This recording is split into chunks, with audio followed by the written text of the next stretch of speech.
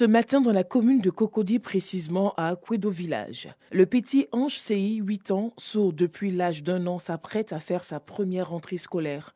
Une destination, l'école ivoirienne des sourds. Quand il est né, on n'a pas su les premiers instants. Quand il a commencé à grandir un peu, qu'on a su que vraiment il y a un handicap. Quand on est allé à l'ORL ou à Trècheville, c'est ça, on nous a mis en contact avec une structure au plateau et ils nous ont dit bon, il y a une école pour les enfants. Mais l'école seulement c'est à Yopougon. Dieu merci, il l'a accepté à l'internat, voilà. Donc il fait sa première entrée.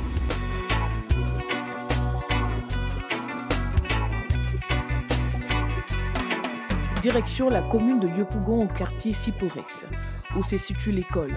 Une procédure est obligatoire avant de regagner sa nouvelle classe et faire la connaissance de ses nouveaux amis. Pour la maîtresse, il est important de maîtriser d'abord le langage des signes. Pour le moment, ils n'ont pas encore de nouvelles acquisitions. C'est à nous de leur montrer les signes académiques. Donc tous les matins, dans la première semaine, les 2 premières semaines, on va leur montrer d'abord comment on dit bonjour. Quand ils arrivent, dis bonjour à la maîtresse, dis bonjour au maître. Et après ça, on leur montre où déposer le sac. L'école d'Ange CI est un internat. Il sera désormais tous les jours ouvrable et ne pourra regagner le domicile que le week-end. Difficile situation pour son père. C'est pas facile parce qu'on a passé 8 ans à la maison ensemble. Aujourd'hui, je le vois un peu quitter la maison. Vous voyez, même depuis la maison, il y a un peu de tristesse, mais en même temps la joie de le voir aller à l'école. Plus de 300 élèves, tous souffrant de handicap, y sont attendus selon le directeur. Pour cette rentrée scolaire, nous entendons 320 enfants. Ils repartent de la maternelle au CM2. Une doléance, ce serait de trouver 1 ou 2 cas de ramassage pour ces enfants, pour faciliter leur accès à l'école. L'école ivoirienne des sourds a été créée depuis 1974 par des religieux chrétiens et est devenue depuis 2010 une structure étatique et elle comprend un internat et une cantine. Si tu n'es pas un habitué, ce n'est pas facile. Tu as des difficultés pour les comprendre. Les personnes qui enseignent les sourds muets sont très compétents parce que là, ce n'est pas facile de les comprendre. Lucien Clayi et Victor Bigouané ne sont pas les seuls à ne pas s'accommoder au mode de vie des personnes atteintes de surdité et de mutisme, mais également pas les seuls à vivre avec elles. Yopougon, quartier Siporex. Agnès Amouakan, ménagère, est la mère d'Afoué, une jeune fille vivant avec un déficit auditif. Un handicap qui s'est déclaré lorsqu'Afoué était âgé de 3 ans. Un mauvais souvenir pour sa mère. Dans les débuts, ça n'a pas été facile. Quelquefois, quand je pense à ça, c'est mes larmes qui coulent. C'est toute ma vie qu'elle a. C'est pas facile, mais il a confié tout à Dieu. Il a accepté comme ça. Passé ce douloureux souvenir et cette épreuve difficile, Agnès finit par avoir la force. Elle décide alors de mettre sa fille à l'école. 27 ans après, Afoué Niangoran fait la fierté de sa mère. Quand elle a eu le bac, tous les mamans qui avaient enlevé leurs enfants à l'école, allaient faire couture, coiffure, et tous sont venus. On a fêté pour elle. À l'école, on a fêté. Grande fête à l'école des sourds. Donc, où elle est là, vraiment, elle fait ma fierté. L'école ivoirienne des sourds de Côte d'Ivoire, dans la commune de Yopougon. C'est dans cet établissement qu'Afoué a fait ses premiers pas avant de poursuivre ses études dans d'autres établissements où elle obtient le bac. Aujourd'hui, Afoué est enseignante dans cet établissement des sourds grâce au recrutement des personnes en situation de handicap initié par le ministère de la fonction publique et de la modernisation de l'administration. Moi, étant sourde avec les enfants, c'est vraiment pas facile. C'était un peu difficile, c'est difficile. Et c'était un processus qui était vraiment long, mais j'ai fait des efforts, et maintenant j'y suis arrivée. Avec les enfants, ça va. Dans cette école, si au cycle primaire, l'on rencontre moins de difficultés, ce n'est pas le cas au cycle secondaire et supérieur, selon le directeur. Pour la majorité des enfants sourds, ils sont obligés d'arrêter l'école après la classe de 3e parce que il n'y a pas de compétences en matière de ressources humaines qualifiés dans la communication gestuelle au niveau des professeurs pour leur accompagnement au niveau du secondaire, au niveau du supérieur. L'école ivoirienne des sourds de Côte d'Ivoire est la seule école sur toute l'étendue du pays habilitée à former les enfants avec un déficit auditif. Des plaidoyers ont été formulés par le directeur de l'école afin de faciliter l'insertion dans le tissu social des sourds-muets après leur cursus scolaire. Que les professeurs dans les différentes matières soient formés en langue des signes. Pourquoi ne pas instaurer par exemple l'enseignement de la langue des signes déjà au niveau du secondaire pour en faire une langue vivante comme on enseigne l'anglais ou l'allemand. Afoué entend à travers sa situation apporter son soutien à toutes les personnes atteintes de surdité et de mutité. Tout comme elle, nombreuses sont ces personnes déficientes auditives qui ont pu s'insérer dans la société.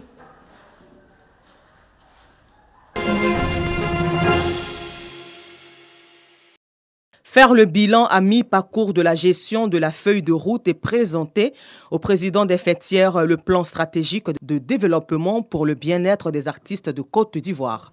Voilà l'ordre du jour de cette rencontre entre le Conseil de gestion et de restructuration du Burida, le Bureau ivoirien du droit d'auteur et les acteurs du monde culturel à la salle Kodjo et Bouclé du Palais de la Culture de Treichville. Il nous a été reproché de ne pas communiquer suffisamment. Il s'agit de donner les informations aussi bien sur la répartition que sur toutes les activités du Bureau ivoirien du droit d'auteur. Meya Kouadio, représentant la ministre de la Culture, a mis un accent d'honneur sur la légalité du Conseil de gestion et de restructuration du Burida.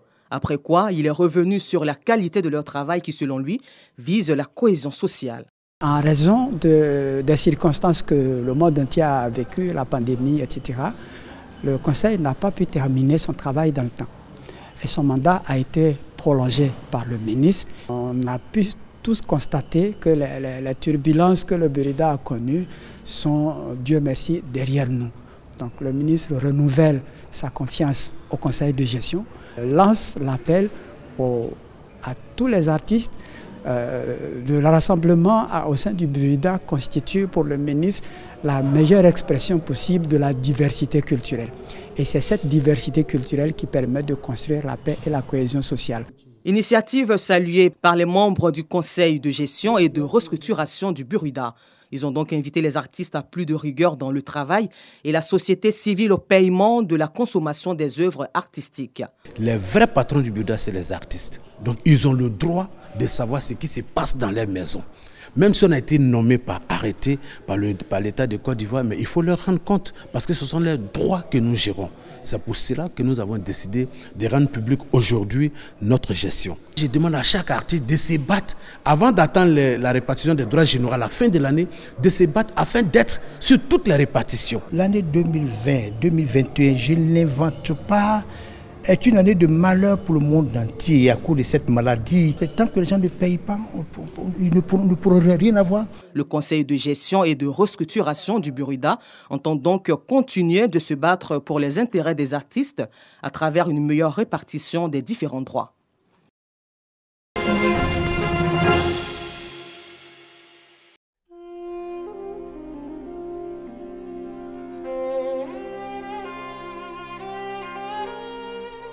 Ces dattes dégustées en plein désert sont d'une variété que l'on croyait disparue, fruit du palmier judée.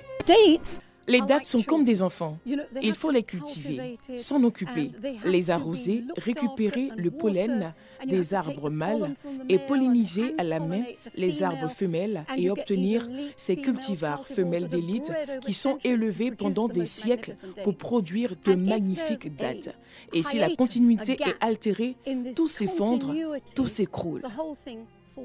Tout a commencé en 2004 lorsque Sarah a récupéré des semences millénaires. Elles étaient consignées depuis leur découverte dans les années 60, près de la mer Morte. Ce n'est qu'en mars 2005 que l'une des graines a fini par germer et donner un arbre. Sarah m'a envoyé cette graine et m'a dit qu'elle venait de Masada. J'ai répondu « Oh, c'est bien ». Puis elle m'a dit « Essaie de les faire germer ». J'ai dit « Quoi ? Elles ont quel âge ?» Elle a répondu « 2000 ans ». J'ai dit « Je ne peux pas les faire germer ». Elle a dit « Essaie ». 3 mois après le début du projet, je dis à Sarah, au fait, une de tes dates a germé. Les datés de Judée ont progressivement disparu au fil des invasions et des guerres, notamment à partir du 1er siècle avant Jésus-Christ et la conquête romaine. La nature a des tours dans son sac et elle peut laisser des graines dormir pendant des milliers d'années, nous laisser penser qu'elles ont disparu et il suffit d'une paire de mains en or comme celle d'Hélène pour les ramener à la vie. Pour moi, c'est phare, un symbole d'espoir. It's a symbol of hope.